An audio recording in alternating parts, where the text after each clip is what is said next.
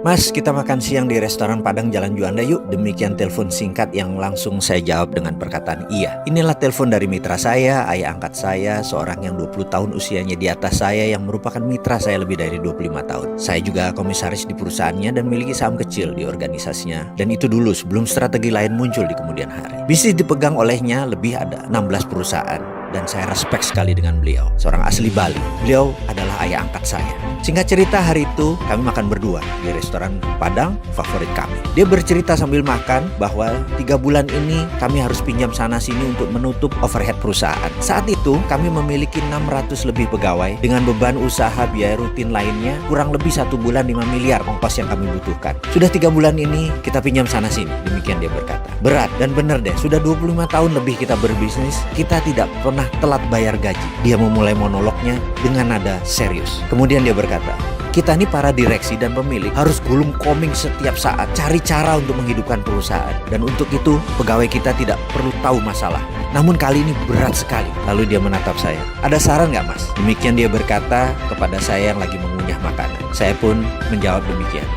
B, gini deh. Bagaimana kalau kita siapkan paket shake hand, golden shake hand kalau perlu. Kita adakan juga program pensiun dini. Kita minta mereka beberapa orang yang ingin pensiun dini, kita pensiunkan. Dan beberapa orang yang tidak perform, kita pecat. Kalau perlu, orang-orang yang mungkin lagi tidak kita butuhkan, kita rumahkan tanpa gaji. Bagaimana, Be, kira-kira? Mendengar suara saya tersebut, wajahnya berubah. Dia menghentikan makannya. Matanya menatap saya dan suaranya menegang. Kamu sombong, Mardi. Gak ada rumus pecat karyawan itu. Gak ada yang namanya dirumahkan. Gak ada yang namanya golden shake hand sekalipun. Mereka semua bekerja sudah sangat keras. Mereka adalah orang pilihan. Itu nadanya dengan tegas dia berkata. Kamu harus cari cara lain. Lalu dia melanjutkan bicaranya setelah terhenti sesaat. Kamu jangan pernah berpikir bahwa apa yang selama ini kita dapat adalah karena kepintaran kamu atau kepintaran saya. Gak ada itu. Semua itu terjadi, itu bukan karena kita. Ini merupakan jawaban dari doa 600 pegawai kita dan keluarganya. Mungkin kalau dikumpulkan ini adalah doa dari 1.500 orang. Jujur, kamu harus berpikir berbeda dengan apa yang kamu katakan barusan. Ini semua bukan karena kamu, bukan karena saya. Jangan mentang-mentang ekonomi lagi turun, kita lagi susah, pegawai kita pecat. Bukan begitu, nggak bisa begitu. Ini contoh aja ya, saya kasih tahu kamu. Coba kamu bayangkan, kamu berdoa dengan ikhlas, bekerja keras dan jujur. Lalu di catatan langit, kamu harus dapat rezeki 10 miliar bulan ini. Coba bayangkan itu ya. Maka malaikat yang ditugaskan menurunkan 10